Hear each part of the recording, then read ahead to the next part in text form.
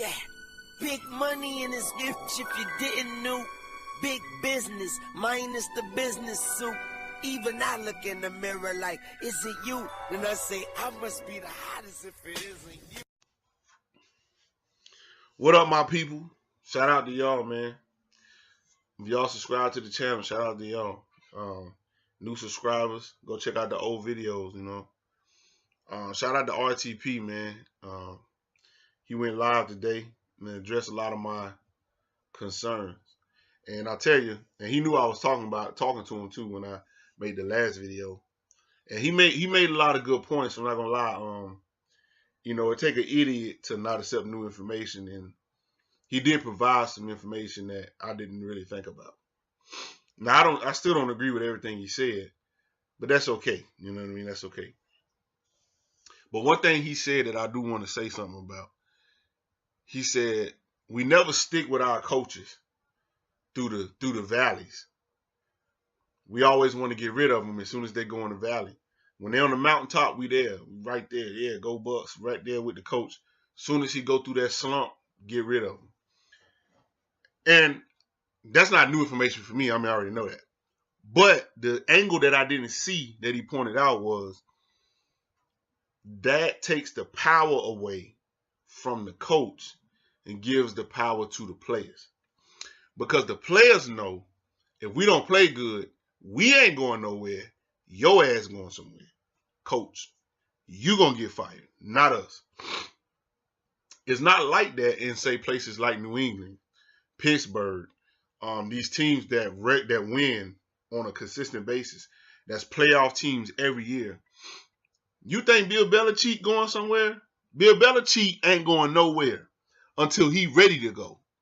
So if you go up there to play for Bill Belichick and your ass ain't performing, you're going to get benched. And right after you get benched, you're getting traded. And you know where he going to trade you to? The Browns. For like a dirty ham sandwich. Facts. He'll be like, yo, like a news blip will come up and be like, yo, the Patriots just traded linebacker who the hell ever to the Browns for, you know, a dirty corn dog and some hot sausages. And he don't even call you. You don't even know. You find that out via Twitter. Twitter, all the Browns fans start hitting you up, welcome to the team, and you like, oh, what the fuck? What? Nah, man, I play for the Patriots. Nah, mother, you just got traded. Like it's that grimy. The Bucs, them players don't fear that. Because you know they feel like you, no matter what I do, you can't bench me. Because who you gonna get to replace me? If I sit down, who you gonna bring up behind me that's gonna ball out? Nobody. So you got to deal with it. And at the end of the day, if we keep losing, they just gonna fire you. They're not gonna fire me. The players ain't executing. Mike Smith, all them, they calling the plays, whatever they're doing, and the players ain't executing it the way they're supposed to be executing it. That's very evident. Even if the plays are vanilla, maybe they would do more creative plays if the players were able to execute better. But since they can't, he got to play very vanilla style of offense and a very vanilla style of defense because the players ain't getting it. Is it too complicated? I don't know. Or is it that they don't care enough? So what RTP did was kind of throw the onus back on the players in the front office and saying, hey, maybe we don't look at putting the coach out of there. Maybe we look at the players on the roster and go, your ass ain't executing. The coach ain't going nowhere. Your ass ain't doing what the coach telling you to do. Normally we get rid of the coach, but now we're going to get rid of your ass. And we're going to bring somebody in here that's going to do what the hell he tell him to do. He might not be as good as you, but at least he going to do what we tell him to do. And sometimes being able to follow a game plan and a scheme and being able to execute just that perfectly is better than you just being a better athlete or better skilled at that position. I'll give you an example. And I like to use Bill Belichick for my examples of the Patriots because obviously they're the most winning team in modern day damn history, right? They got the most Super Bowls. So he could take a no-name player and put him in there, and that motherfucker perform perfectly. But what you got to always recognize is that wide receiver don't do everything well. That wide receiver might run an out route better than anybody in the game. But that's all he can do is run that out route. Or he might be able to run an in route and an out route. Or he might be able to run a post and a fly better than anybody in the game. Belichick to put him on his team and have him do just that. You run a post route because you run it better. You can't do nothing else. But that you can do very well. So we're going to have you do that. And he take these players like a well-oiled machine and put them in places all around. And together, they work and they execute the game plan exactly like it's drawn up. But if you stand their running back versus, let's say, Kansas City running back, Kareem Hunt, you're going to pick Kareem Hunt. No matter, you can go down their whole roster, and unless you're talking about tight end or quarterback, no matter what team you go against, you line everybody up against, 9 times out of 10, they're going to be more players on that other team that win versus the players on the Patriots. But when you put them all the pieces together, they are like a well-oiled machine, and that's why they win so much. And they don't normally have like big name stars and all that. They may got 1 or 2 and that's it. And that's so in a combination of having that power as a coach, making those personnel decisions as a front office and getting people to fit what you're trying to get them to do and execute, maybe it ain't Mike Smith's fault that the defense ain't doing that well. Maybe it ain't Dirk Cutter's fault that the offense ain't doing so well. Maybe instead of supporting the team players, so to speak, maybe we should more so support the coach and say, I understand that we're losing, but I also understand that the players ain't executing what you tell them to do. They're getting dumbass penalties. They ain't running the routes like you're telling them. They ain't doing what you're telling them to do. They're not lining up right. They're just not, But again, it's on the coach to coach them up. So what I'm just saying, I'm just giving you an alternate way to look at it, which is what RTP was doing. Just giving you an alternate way to look at it. Bottom line, Dirk Cutter got to go. That's it. But I do understand his way of thinking. And he also talked about the fans. And he was saying that the players listen to the fans. And they adjust mentally based on what they hear us talking about. And that's true. The players do listen to the fans, man. That y'all all on Twitter. Y'all talking to their family members. Like, I know Jameis Winston family members was in the Facebook group that I was in. A lot of his family members. And we were talking directly to people that his close family members, literally with the last name Winston. And people coming there with Jameis sucks, and it got to the point where his family members didn't want to be in the group no more. But so literally people hear those players know what we're saying. And sometimes they'll adjust their game to fit that. So the fans got to support the team through the valleys. Not just when they're riding high and everybody hype, but also when they just in the depths and they ain't doing nothing. I see his point. I don't really know how I feel about that because I ain't processed that yet, but I don't know. I see his point. Last thing I'm going to address, he said, was hold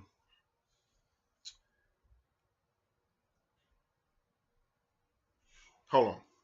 I'm going to go back to the video. Hold on. Okay, I paused it and then went back to the video. So I wanted to talk about when he was talking about John Gruden.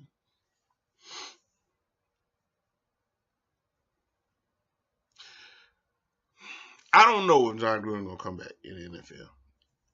But one interesting thing to think about, if John Gruden came back, since everybody's screaming for John Gruden, came back and went 9-7 his first year, and then 6-10 his second year, would y'all be screaming to fire him after 2 years?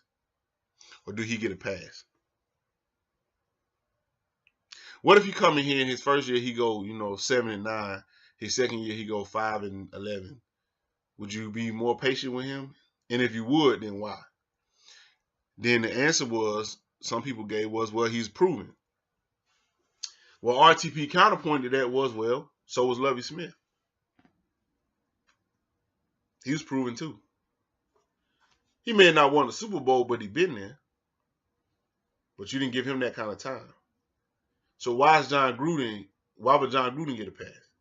And if you subscribe to the thinking that 2 years is enough, then no matter who we bring in here, if we ain't in the playoffs after the second year, then y'all want him fired, right? And I say, no, not necessarily that we losing, is how we losing. We look unprepared. We look like we don't know what the hell we doing. We look scared. We look soft. I don't mind. Well, I do mind losing. But if we're going to lose, then let us lose with some damn dignity. Let us not go out there and get our damn our face kicked in. Can we not go out there and look butt naked out there, man? Lose with some goddamn heart. And when you ain't out there losing with some heart, then, yeah, man, something got to change. But then you got to think about it.